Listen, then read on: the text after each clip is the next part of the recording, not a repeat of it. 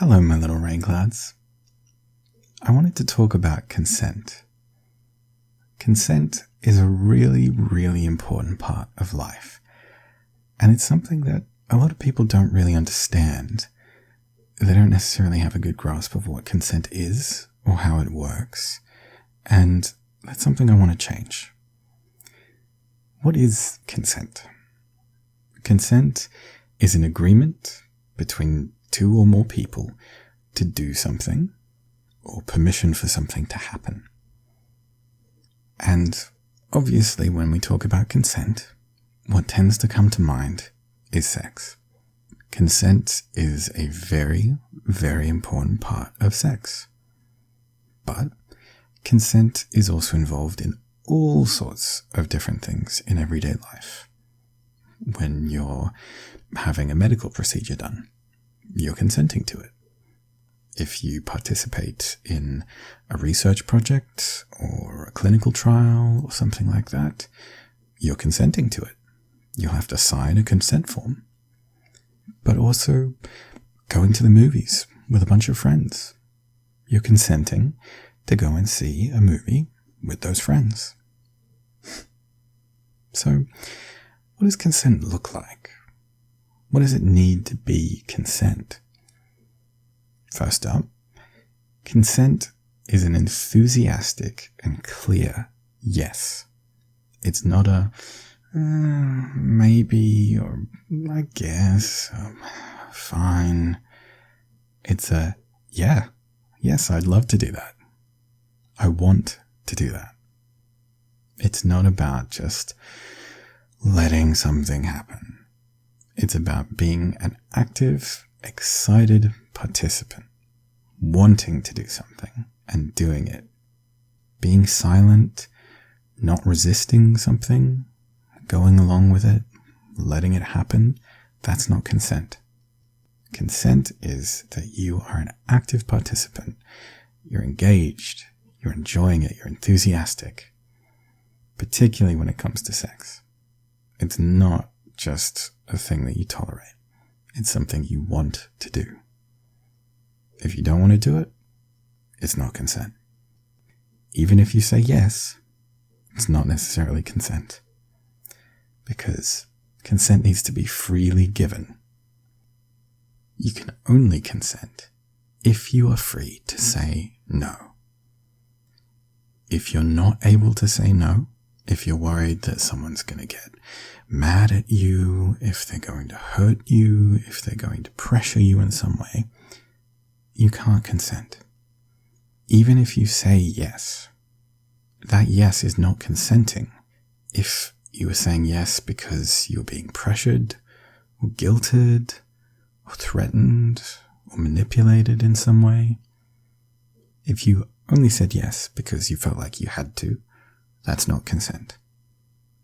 If you don't really want to go to the movies, but your friends are like, come on, you're being a wimp, come on, just come and see it, it'll be great. And you're like, I guess, that's not consent. If you're afraid that people are going to make fun of you if you say no, that's not consent. If you're afraid that someone's going to hurt you if you say no, or you don't let something happen, that's not consent. If you wouldn't ordinarily say yes, but you feel like you have to, that's not consent.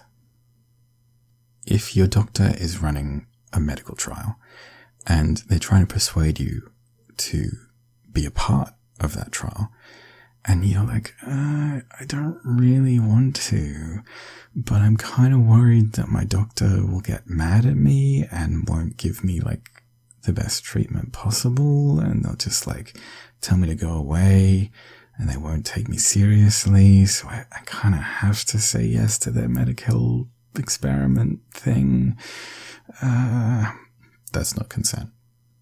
If you feel like you have to and you can't say no, it's not consent. Doctors are not allowed to do that anymore. They used to do it all the time, and it is not okay. It led to horrible, horrible things, and lots of people doing medical experiments that they didn't want to do, but they felt like they had to do. Doctors cannot recruit their own patients to be part of their own medical trial anymore. They'll have to get a colleague or some other researcher to do it for them. That's an ethical requirement now. But still, it's a decent example of how you might feel pressured to do something that you don't actually want to do. And it's important to recognize that that is not what consent looks like. You are not consenting to that. Even if you say yes, it's not consent. It also needs to be mutual. Everybody involved needs to consent, needs to say yes. And they need to mean it and want it. Every single time you do whatever it is. If we're talking about sex, you and your partner, for example, both need to consent. You both need to agree every single time that you have sex. If one of you doesn't, then do not have sex. It should not happen. Likewise, if you and your group of 5 friends are going out to the movies, but one of you's like, I don't really want to, they shouldn't be dragged along to the movies. They should be allowed to just not participate. Or if you really want to, you can cancel the whole thing. But at the very least, the person who doesn't consent should not be part of the action, and they shouldn't be affected by it. Consent also needs to be ongoing. It's not just getting a yes at the start and then green light, everything's fine. It's about monitoring the other people and making sure that they're still on board, that they still consent, that they're okay and enjoying the activity and that everything's fine. You also need to make sure that they're okay to do it next time, because just because they said yes one time doesn't mean they're okay with doing it more in the future. And on that subject, consent needs to be reversible as well. People need to be able to say stop or no or I've changed my mind at any point during whatever it is that's happening. So sex, for instance, it's not just about getting a yes at the start.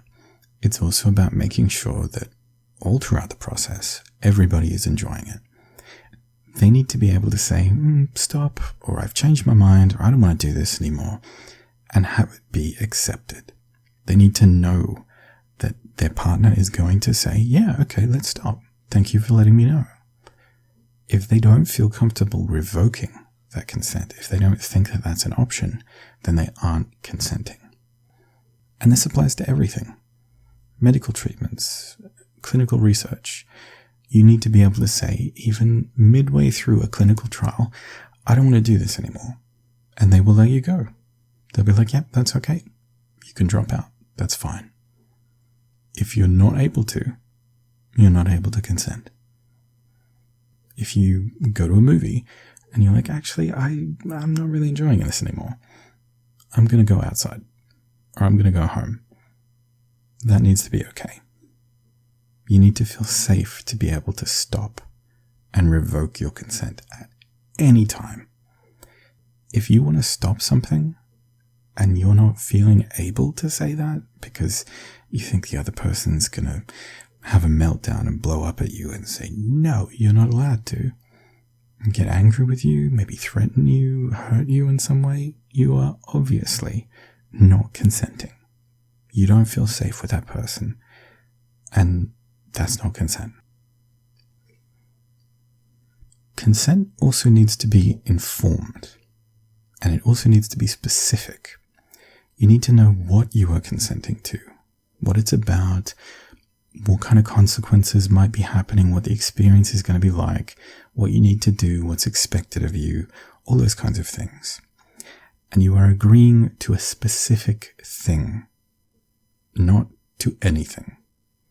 If I say, hey, do you want to come and see a movie? And you say, yeah, you're not actually consenting because I didn't say what movie it was. And I didn't say where or when. So that might not suit you.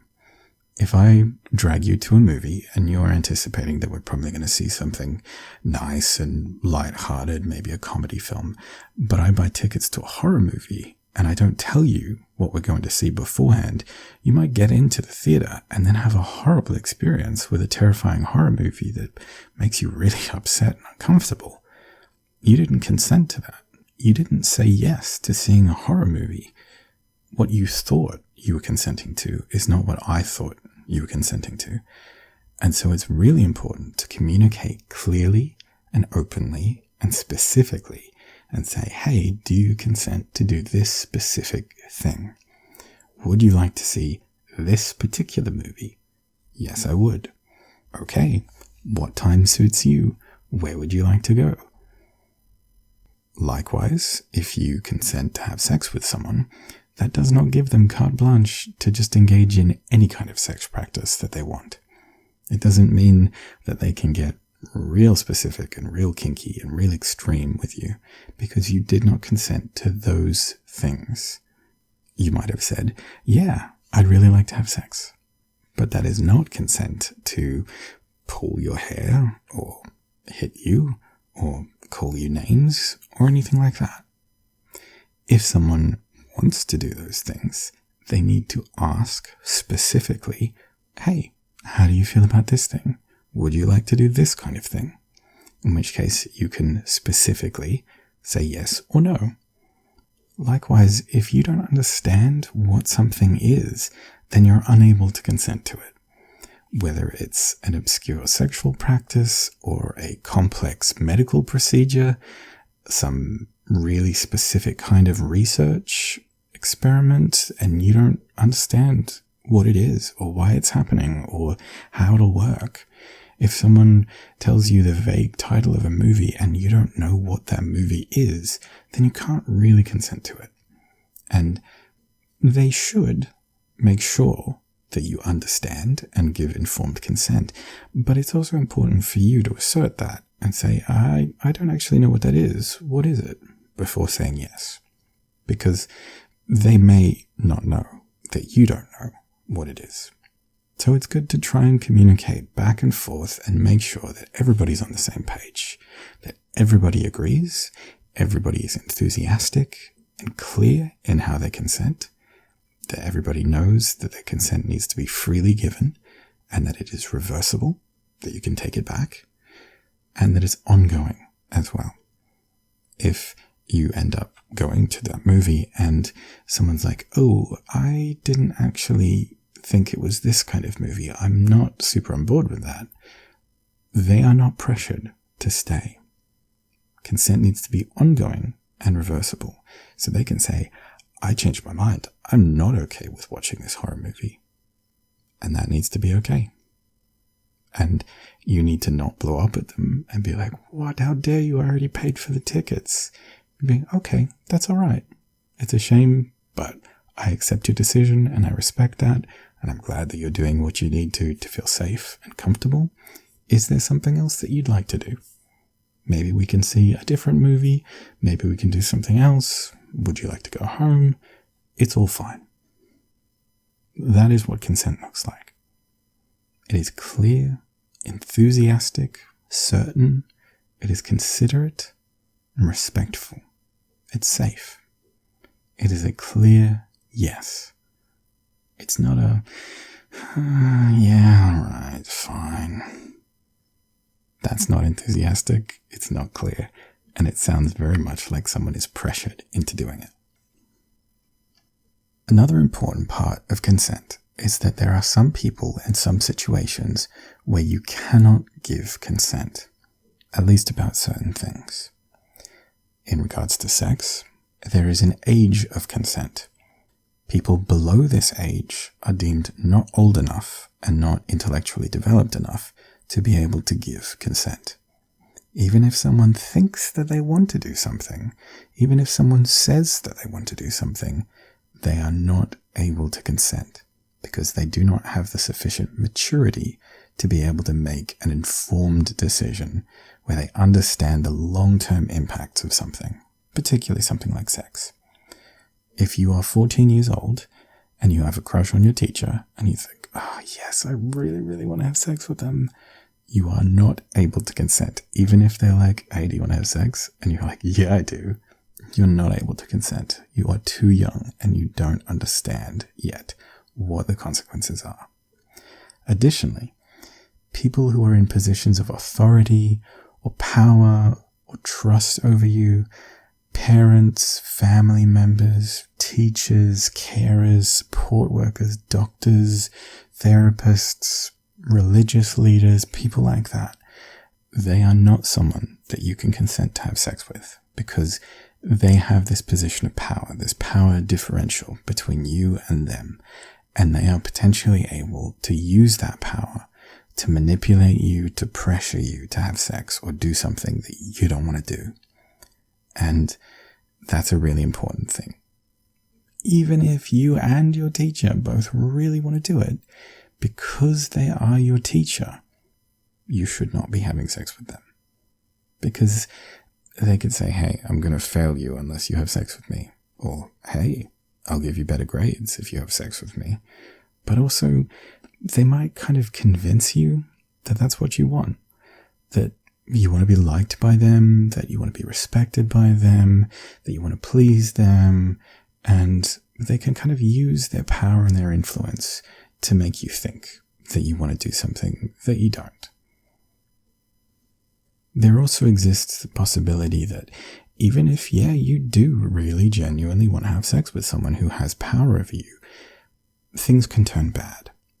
And the power that they wield may end up hurting you or stopping you from saying no or getting out of that situation or telling someone about it. They can use that power in negative ways. Even if they're good people and they don't have any bad, malicious intent, it can still end up being messy and pretty unhealthy. So it's important to recognize that if there is a difference in power, if someone's your boss, if someone's your teacher, your parent, anyone like that, it's not a healthy, safe relationship. And you should not have sex with them. And even if you think that you're consenting and you're over the age of consent, it's still not okay. There are some other times where people cannot consent. If you are under the legal age, you can't consent. If you are severely affected by drugs or alcohol, if you're drunk or high, you can't consent. You are not in your right state of mind. This is not just about consenting to sex, it's also about medical procedures and stuff too. But sex is the big one. If you're in a vulnerable position, if they have power or trust over you, you can't consent. If you're being forced to do something, or if you're afraid that someone will use force, you can't consent. If you're tricked into thinking that the person is someone else, you cannot consent. If you are under the belief that you can't say no or that you have no right to say no, you cannot consent. If you are mistaken or tricked about what you're consenting to, if they say, hey, come on, how about we do this? And you're like, yeah, okay, great. And then they pull the old switcheroo, and it turns out to be that they want to do something else, you can't consent to it. You did not agree to that. If you are asleep, passed out, unconscious or semi-conscious, you cannot consent. You need to be in your right state of mind. You need to be awake and aware and able to think clearly. If you are afraid that you or someone else will be harmed, then you cannot consent. Right? If someone says, if you don't do this, I'm going to hurt you, I'm going to hurt your friend or hurt your dog or something like that, you are not able to consent. You are being threatened. If you are made to feel too scared to say no, if you are pressured or bullied or manipulated or threatened in some way, you can't consent. If you're not able to understand what you're consenting to, you are unable to consent. If you're prevented from leaving, if you're locked in a room or a car or something like that, you can't consent because you're being held captive. There's a position of power and there's threats.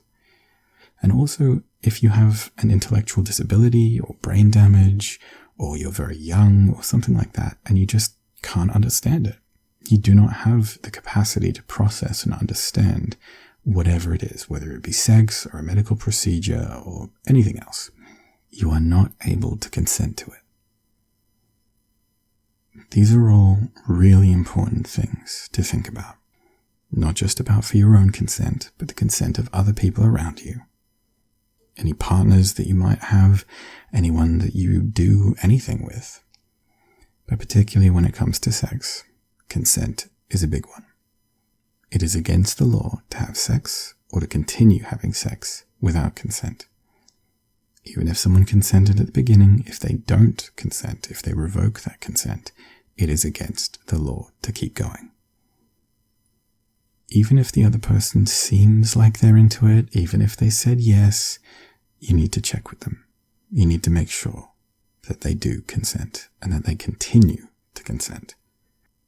And you don't have to ask in a very formal, legal kind of way. It doesn't have to be awkward. It can be fun, it can be flirty, but it just needs to be clear.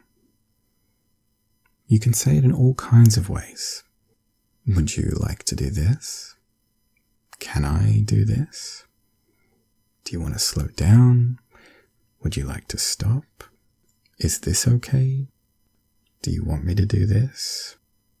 I would like to do this. How do you feel about it? Are you comfortable? How are you feeling? Are you happy to keep going?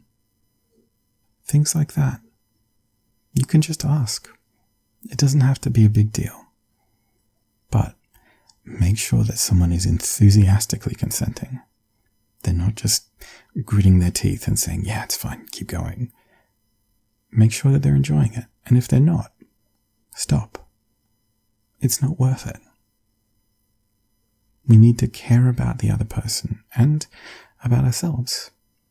We need to listen to ourselves and the other person and make sure that everyone is enjoying it, that this is worthwhile, that we all want to do it.